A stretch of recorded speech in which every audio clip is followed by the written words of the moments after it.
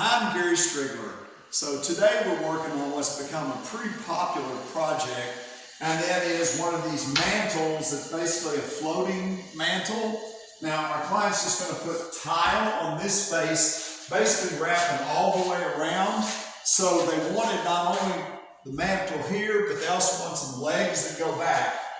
Also, because they've got a really big TV, we've kept this mantle down a little bit lower. It's actually about 51 inches. Now, we made sure that we had the amount of clearance from the opening in the firebox up to here that the code, which is actually just what the fireplace manufacturer says. So, although it looks a little bit low, we're actually an inch or so more than the code would require to non-combustible materials. Now, what we've done here is created a plywood box with a wooden front, and I'll show you why we put wood on the front here in just a second.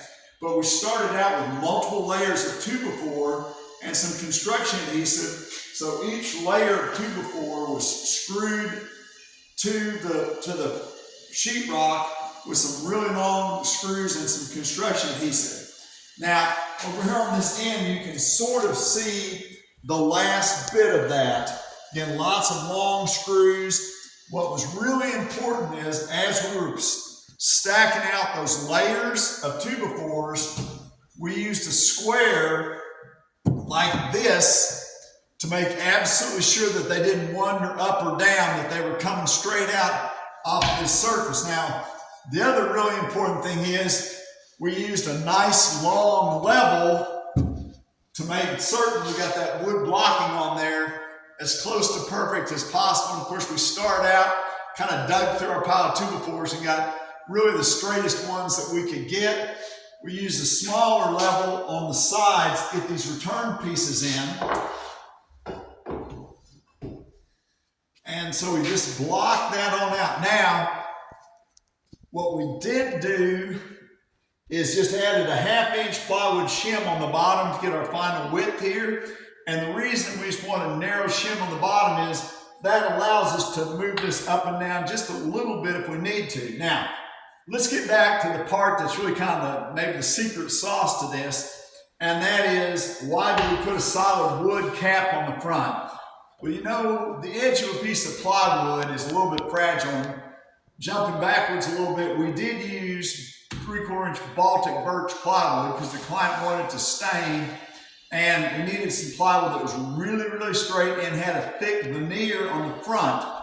So we paid a little bit extra, but we got the 3/4 inch Baltic birch plywood. Now, if you look at this, I don't know if you can see it or not, but this wooden cap was actually extra wide and it stuck past the face of the Baltic birch plywood, but then we came back and sanded it flush.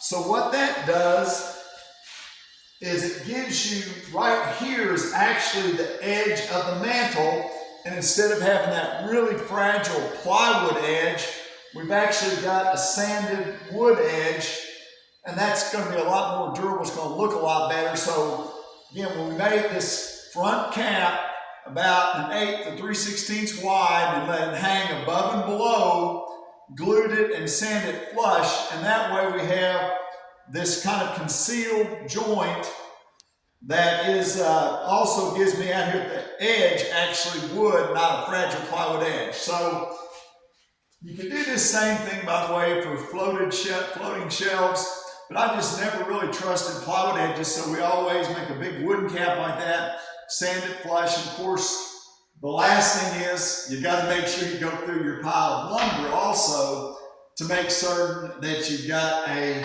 really straight piece. If this was going to be paint grade, we'd probably just do it out of MDF and put a wood cap and we'd be done. But at any rate, this is a project that we're getting asked to do more and more, and so that's how we do it to get away from that fragile edge.